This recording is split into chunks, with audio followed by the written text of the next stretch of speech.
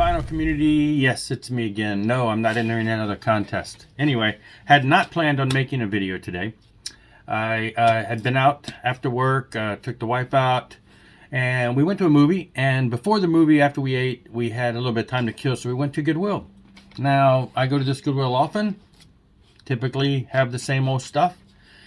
But this time, finally, I mean, you know, I didn't make like a super killing, but I get there and there probably is about twice as much in the vinyl record section as usual.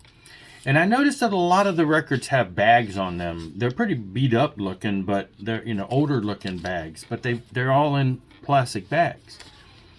So I start flipping through. There's like 3 big shelves and I'm flipping through.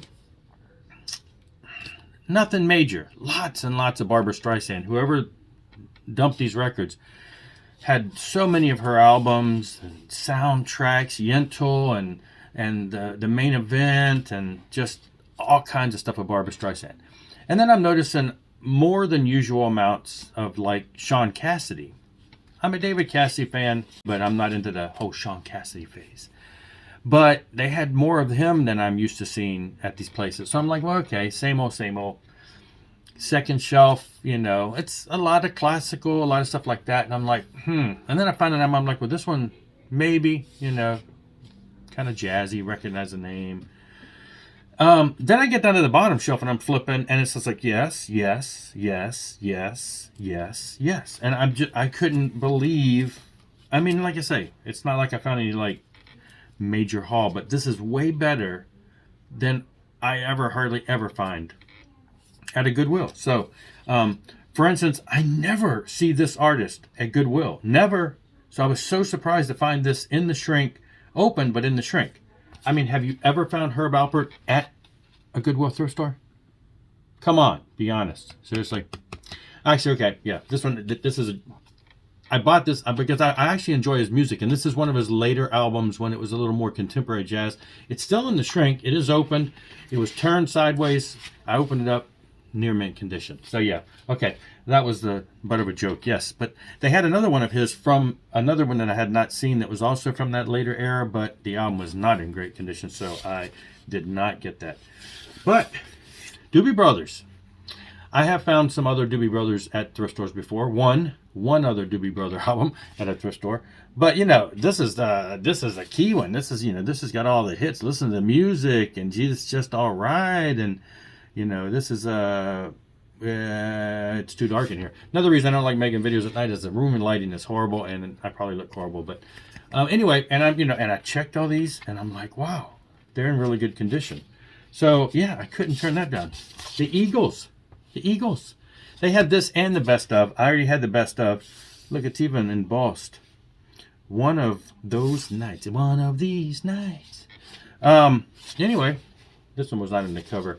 A lot of the ones that were in the cover, they were just, like I said, they were weird. I do have one. But, you know, embossed cover. Vinyl was in great condition. The cover's, you know, slightly worn. Like this Doobie Brothers is it's coming out the bottom. But, anyway, I will wrap it right back up. Phil Collins, No Jacket Required. In great condition. Studio. Yeah. Come on. Still in the shrink, though the shrink is trying to fight itself off of here. Dog and a Butterfly by Heart. Even got the hype sticker on there. And whoever bought this before, I don't know if that's a price or not. There's a bunch of weird numbers on there. Yeah, and it looks it's kind of strange the way you can't even see how it opened. It's got booklet and record stuff in here, but you know, there you go. Seems like this person was into more of 80s type music. Still in the shrink wrap, Glenn Frey. A little more Eagles related. Somebody paid $8 for this. I did not.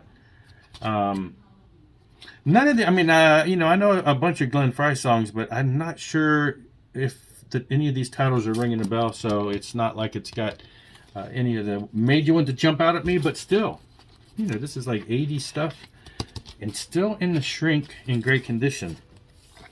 This is the kind of bags that some of these in. This is Lee Ritenour. This is the jazz one I saw that I noticed. And it's got Dave Porcaro on drums. Porcaro. I recognize that name, and I'm like, oh, hey, I know him. And yeah, got a bunch of different people playing on it, but needed this for a little bit of that jazz. And yeah, these weird independent records. I don't know if it's a store, but a lot of them had these oversized kind of raggedy looking jackets on it. So I grabbed that. Now, okay, these are definite. Well, let me get into this one first. Imperials Live. Now, the Imperials are a gospel quartet. How many, 5 guys? They go back and forth. I do have some Imperials. They started off in the early 70s, maybe even late 60s, early 70s, with, you know, they're very gospel quartet. I've never seen this live album. 1973. I occasionally pick up their stuff, and I figured that if I end up totally not wanting to keep it, you know, I know some people that might be interested in it, but again, it was kind of a rescue. I do have some of their other stuff, and I really enjoy it. Even the Southern Gospel stuff with all the vocals and stuff. And it was a double album. Twice as much for your money. 1973. This is probably the one that was in the not the best condition. It's in good condition, but it looks like it's definitely going to have some surface noise. It's just a little more, you know, I might can clean it up, but it's a little more rough than all the rest of them. I think it's probably from a different person. These last two I bought strictly because I see a lot of people in the VC talk about them. I know they're famous in the circles of people that listen to this kind of music. I know nothing about these guys and don't know any of their music that I could tell you off the top of my head. But again, condition of them made me want to rescue them. Summer Side of Life by Gordon Lightfoot, still in the shrink, though opened. And again, the record is in really good condition. So I figured, you know, I'll check it out. Worst case scenario, I totally don't like it, and I pass it on to somebody who's into the singer-songwriter type style. What is that? 1971. Wow. Okay, 1971. And The Innocent Age by Dan Fogelberg. Now, I've heard his name. I don't recognize any of these songs. Again, double record. Again, great condition. So, you know, I thought, well, either I'm expanding my knowledge of some of these classic singer-songwriter styles, or I'm finding some stuff for potential VCLT for people who really dig these. But again, for the price, for the condition, 1981. Price and condition of these, I had to rescue them. There wasn't a whole, like I said, there was a lot of other stuff that was nothing like this that jumped out at me that was 80s related per se. So, but anyway, I wanted to share that. It's late, I know, and if you watch it, whatever. But this was not an intended video, and this is not the stuff that I typically buy and I get. But I definitely wanted to show it because I'm kind of excited. You go to a thrift store and you find a decent amount of decent name brand stuff. Then I just wanted to share.